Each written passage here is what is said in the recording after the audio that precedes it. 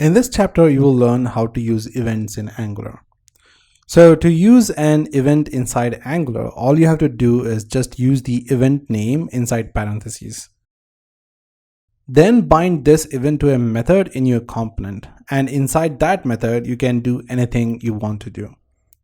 You can use a special variable called event with a $sign to pass along the event itself as a parameter to that method. You can also pass in the data from template in order to do things with your data. This is how we can make the template talk to the component logic. So let's get back to our code and let's see how that works. In your src, go to app and then app.component.html.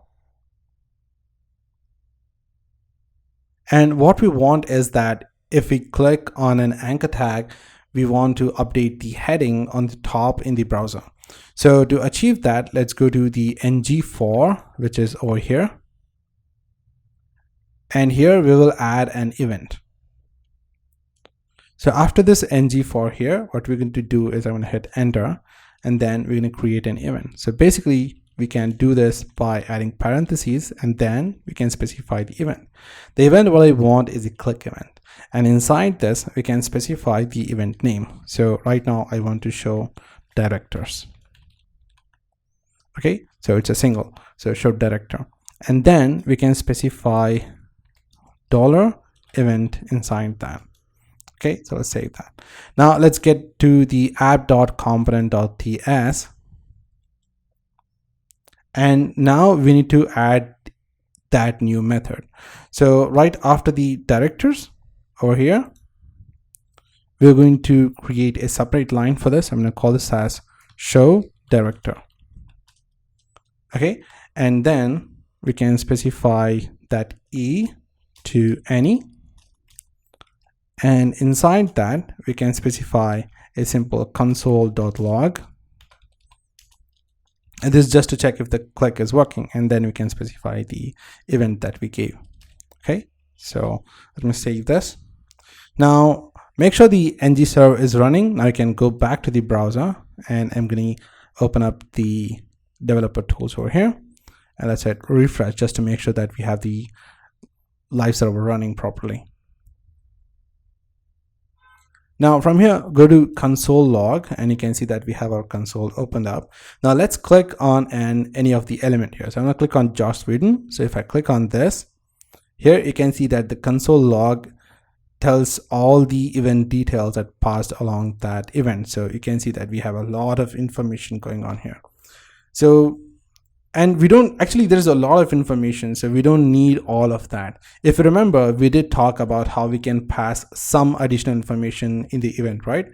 So let's get back to our code, and in the app.component.html, we will pass along the director. So we'll just give a comma here, and then we'll say director.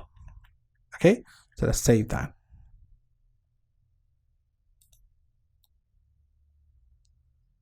Now let's get back to our method. So let me save this. Let's get back to our method over here. And then after this, we're going to pass in an item. Okay, now this item is actually a string. So I'm going to set that to name. Okay, and then we're going to set that to it is a string. Okay, so let's save that. Now after this, what we're going to do is we're going to set this dot query. Okay, I'm going to set that to item dot name.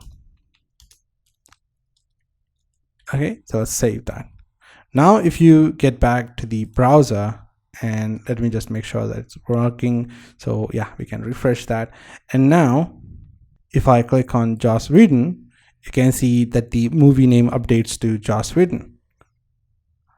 Now that's working. We don't need the console log. Okay, so we don't need this console log like showing all the console log over here.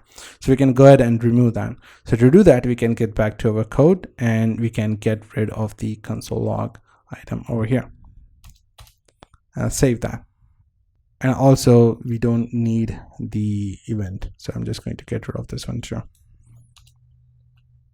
Okay, let's get back to the browser here, and we don't need this event over here, so I'm going to get rid of that one too. I'll save that. And now you can go back to your browser and let's hit refresh again, and we don't have any of the event blocks. You can just click on Joss Whedon and that's going to update that. And if I click on Joe Russo, that's going to update that. Now let's see how we can control our template here.